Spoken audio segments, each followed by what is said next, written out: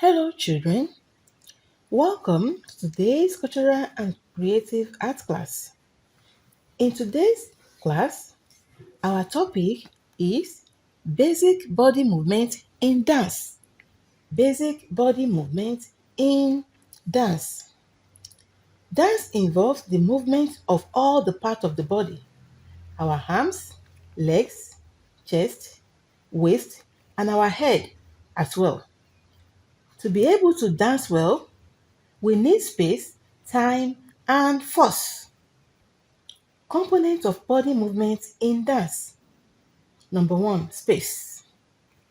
Space refers to the movement of the dancers through physical space, sideways, forward, backwards, or diagonally. Number two, time. Time refers to the movement of dancers through time with respect to music, tempo, meter, or rhythm. And number three, force. Force refers to the movement of dance through the amount of effort exerted in moving the parts of the body. So, children, that is all for today. Hope you enjoyed the class. See you in the next class.